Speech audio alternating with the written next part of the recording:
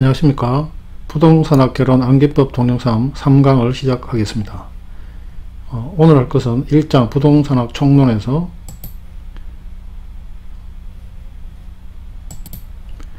2절 부동산의 개념과 3절 토지의 종류입니다. 지난 시간 2절 부동산의 개념을 하면서 약간 덜한 부분이 있어서 그것도 같이 하도록 하겠습니다. 지난번에 말씀드린 대로 암기법은 시각을 이용하는 것이 굉장히 암기에 도움이 되는데 모든 내용을 이렇게 시각화해서 하는 것도 힘들므로 스토리텔링식이라든가 말이 되는 두 문자 형식으로도 암기법을 제공해 드리겠습니다. 이제 내용으로 들어가겠습니다. 1장 부동산학 총론 2절 부동산의 개념. 지난 시간에 복합 개념의 부동산에 대해서 암기법을 강의를 했습니다. 복합 개념의 부동산이란 부동산을 무형적 측면인 법률적, 경제적 측면과 유형적 측면인 기술적 측면을 모두 고려한 복합 개념으로 이해하는 것이라고 했는데, 지난 시간에는 법률적 개념에 대해서는 설명을 드렸고, 이번 시간에는 경제적 개념과 기술적 개념에 대해서 설명을 드리겠습니다. 경제적 개념의 부동산이란 부동산을 자산, 자본, 생산요소, 소비재, 상품의 개념으로 이해하는 것입니다. 각각의 내용은 읽어보시면 되고, 이 경제적 개념에는 이런 구성요소가 있다는 것을 암기를 해야 됩니다. 우리가 경제라고 하면은 경제적인 지표는 재무상태표와 손익계산서로 나타냅니다. 그래서 이 두 개를 이용해서 암기법을 만들어 보겠습니다. 일단 우리 재무상태표, 옛날에 대차대조표로 한 것이죠. 재무상태표는 이렇게 T자 모형으로 차변의 자산, 대변의 자본, 그 다음 부채인데, 여기서 자산, 자본은 같으니까 그대로 쓰고 부채 대신에 생산요소를 적습니다. 그런데 우리가 재무상태표 할 때 이 상자가 생자라든가 산자하고 비슷하죠.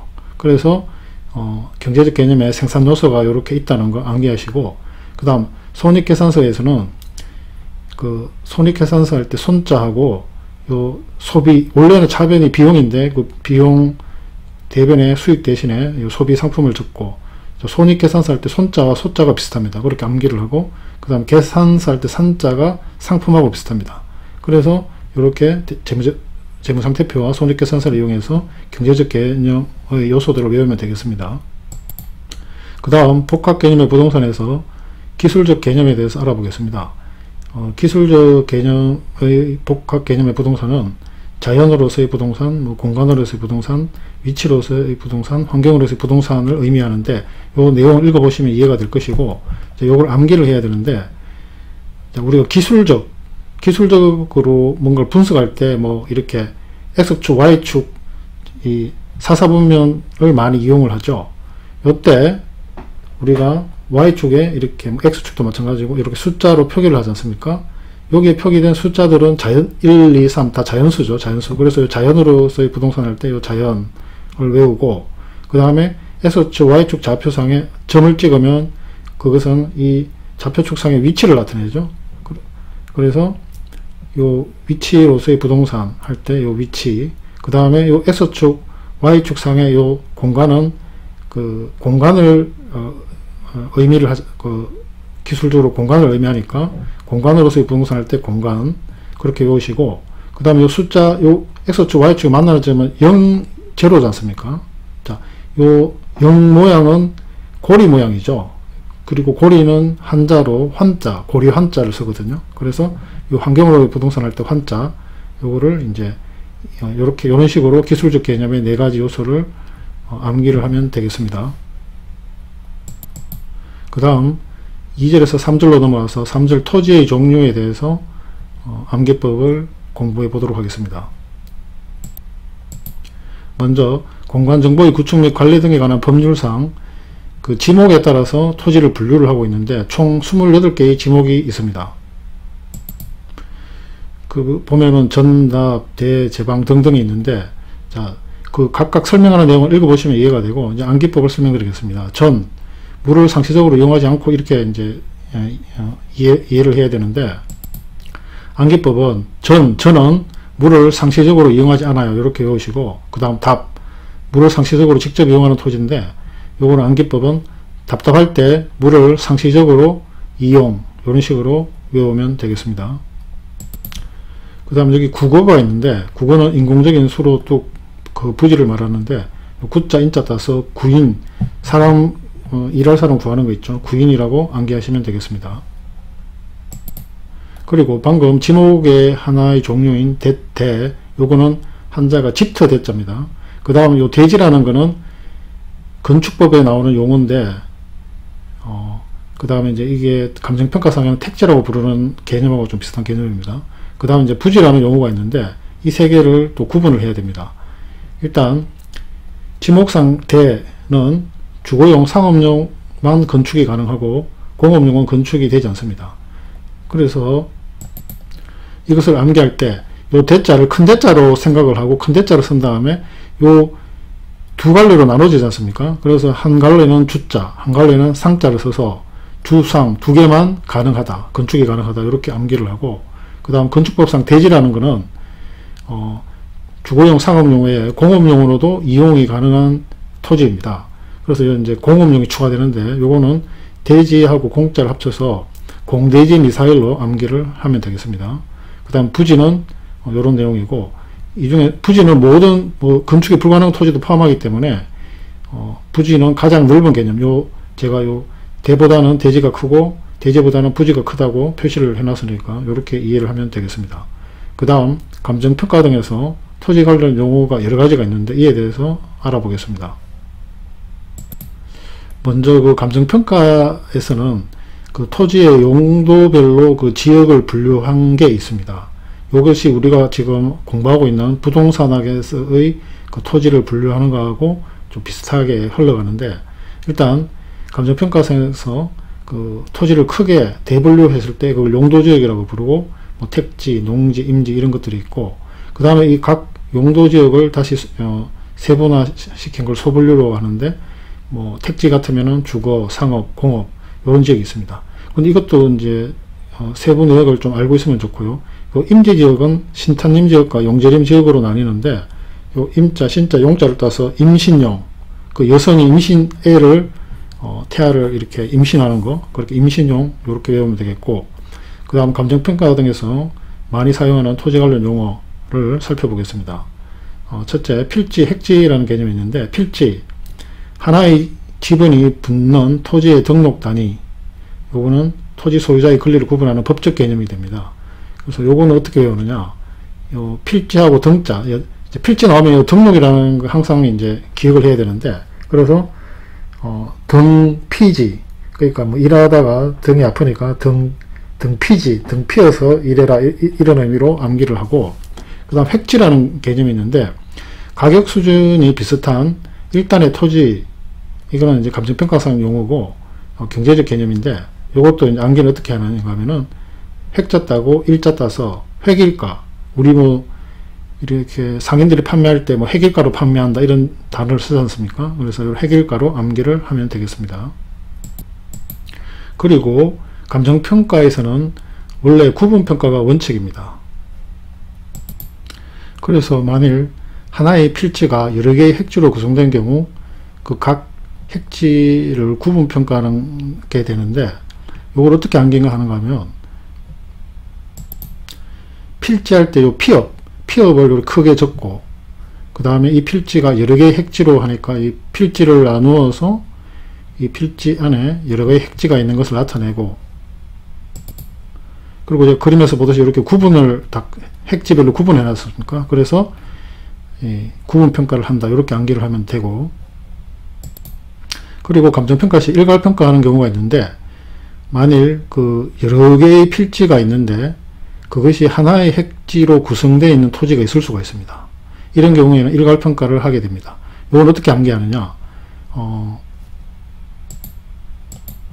하나의 획지라고 했기 때문에 일단 히읗, 획지의 히읗을 크게 적습니다. 획지가 하나를 의미죠. 그리고 이 획지 안에 필지가 여러 개 들어있으니까 필지할 때 피업 이렇게 적습니다.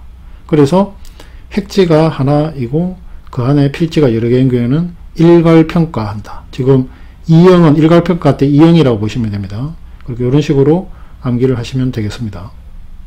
그 다음 후보지, 이행지라는 개념이 있는데, 후보지는 그 토지의 용도지역 상호간에 용도 전환 중에 있는 토지를 말합니다. 아까 감정평가할 때 이 용도지역이 있었지 않습니까? 택지지역, 농지지역, 임지지역.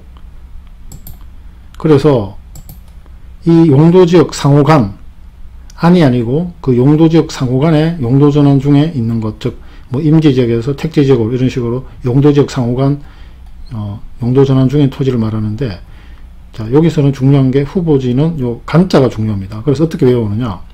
후추, 간, 보지, 즉 우리 먹는 후추의 간을 보라는 의미로 후추, 간, 보지 이렇게 외웁니다. 그 다음 이행지라는 개념이 있는데, 이행지는 아까 그 용도지역 간이 아니고 내에서 용도 전환 중인 토지를 말합니다. 예를 들어서 이 용도지역 택지지역 안에는 주거, 상업, 공업지역이 있습니다. 이럴 경우에 그 공업지역에서 주거지역으로 용도 전환 중인 토지가 이행지가 됩니다. 이때는 이자, 요 내라는 게 중요한데, 이내, 우리 뭐 안이라는 표현을 한자로 이내라고 하지 않습니까? 그렇게 암기를 하면 되겠습니다. 그리고 대지, 맹지라는 개념이 있는데, 이 대지는 앞에서 나온 대지하고는 한자가 다릅니다. 앞에 나온 대지는 그 대자가 집터 대자. 예, 그래서 집터, 그 어떤 건물에 건물을 올릴 수 있는 대지라는 의미였고, 여기서의 대지할 때 요 한자 대자는 자루 대자입니다. 자루 대자. 그래서 이 자루 대자로 쓰는 대지는 자루형의 모양을 갖는 토지로 뭐 건축이 가능하다 이렇게 나오는데, 시험에는 이 대지를 쓸 때는 한자를 반드시 가르쳐 줄 것입니다. 안 그러면 앞에 나온 집터 대자를 쓰는 대지하고 헷갈리기 때문에 시험에서는 요 한자를 보여줄 가능성이 높은데, 요 한자가 나오면 요 한자 밑에 보면 오대자가 있습니다. 예. 그리고 요 자루하고 해서, 자, 옷은 사실 뭐 자루 모양하고 비슷하죠. 그리고 재질도 뭐 서로 섬유 이런 식으로 비슷하기 때문에 요 자루 대자의 오대자 한자를 보면 자루를 연상해서 암기를 하면 되겠습니다. 그 다음 건부지, 나지가 있는데, 요거는 한번 읽어보시면 이해가 되실 것입니다. 추가로 약간 설명을 드리면, 건부지는 건축물이 이미 들어서 있는 토지를 말하는데, 그 일반적으로 나지 가격이 건부지 가격보다 큰 건부 감가가 발생을 합니다. 그 이유는 그 건부지상의 건축물이 그 토지의 사용 수익을 제한하게 되므로 건부감가가 발생합니다. 건부감가, 즉 가치의 감소가 발생한다는 의미입니다. 그 다음 법지, 빈지가 있는데, 법지는 법적 소유권이 인정이 되나 경제적으로 실익이 없는 경사면의 토지를 말하는데, 빈지는 반대로 법적 소유권은 인정되지 않으나 경제적으로 실익이 있는 토지를 말합니다. 그 만조 수유선에서 지적공부 등록성 사이의 토지를 말하는데, 이건 암기는 법지 같은 경우에는 경사면의 토지라는 데 착안해서 이 법자를 쓸 때 우리가 이 물숫자를 먼저 쓰는데, 물숫자를 이렇게 경사를 지게 이렇게 기억을 하시면 되겠고, 그 다음에 빈지는 만조 수유선 지적공부 등록성 사이의 토지지 않습니까? 그래서 한글로 빈자를 쓰고 요 니은자를 이렇게 물결 모양으로 합니다. 요 물결 모양이 만조 수유선을 의미하고, 요 비는 지적공부 등록이라 지적공부라고 생각을 하면 요 만조 수유선과 지적공부 등록선 사이에 요거를 빈지라고 한다. 이런 식으로 암기를 하면 되겠습니다. 그 다음에 공지, 공안지가 있는데, 공지는 그 필진의 건폐율 등의 공적 제한으로 인해서 모두 메워서 건축하지 않고 남겨진 토지를 말하는데, 건폐율, 즉 이 대지 면적에 대한 건물 면적의 비율을 강화하면, 즉 엄격히 한다는 말입니다. 엄격히 하면 공지가 증가합니다. 그래서 요건 어떻게 암기하는가? 강화, 공자를 따서 건강하려면 공기가 증가해야, 이런 식으로 외우면 되겠습니다. 그리고 공안지는 도시 토지로서 집가 상승만을 기대하고 장시간 방치하는 토지를 말합니다. 요거는 공항으로 암기를 하면 되겠습니다. 자, 공항 옆에 토지들은 사실 그 소음 때문에 이용을 못하고 그 장시간 방치를 보통 할 수밖에 없지 않습니까? 그래서 요걸 공항에 나오면 공항으로 생각해서 암기를 하면 되겠습니다. 그 다음 유휴지, 휴안지. 유휴지는 바람직스럽지 못하게 놀리는 토지인데 요건 암기를 유후, 놀리자. 유후는 그 감탄사죠. 누구를 놀리자 이런 식으로 암기를 하면 되겠고, 자 그 다음에 휴한지, 이것은 뭐 지력 회복 등을 위해서 정상적으로 쉬게 하는 토지를 말하는데, 휴자가 실휴자 아닙니까? 그래서 휴자 쉬게 이렇게 연상해서 생각하면 되고, 그 다음에 이제 소지, 포락지가 있는데, 소지는 택지 등으로 개발되기 이전의 자연 상태 그대로의 토지를 말합니다. 요거는 암기를 할 때, 소자 할 때 보면 요 시어자지 않습니까? 그리고 자연 상태 할 때, 자연은 우리 자연을 떠올리면 산이 대표적이죠. 산도 보통 요 시연 모양으로 생겼지 않습니까? 그래서 소지하면 자연, 이렇게 암기를 하고, 그 다음 포락지는 지적공부에 등록된 토지가 물에 침식되어 수몇 미터로 잠긴 토지를 말을 합니다. 이건 어떻게 배우냐면, 이제 포는 포항으로 암기를 하고, 지금 그 동해안에 보면은 그 해수면이 좀 상승을 해가지고 동해안 그 뭐 해수욕장 이런 것들이 침식이 많이 되고 있거든요. 포항도 동해안에 있지 않습니까? 그래서 포항 하면 이렇게 물 밑으로 침식되었다, 잠겼다, 이렇게 암기를 하면 되겠습니다. 자, 오늘 내용은 여기까지입니다. 내용이 좋으셨다면 구독 버튼, 좋아요 버튼, 알림 설정을 꼭 눌러주시길 부탁드립니다. 궁금하신 점은 댓글로 남겨주시기 바랍니다. 감사합니다.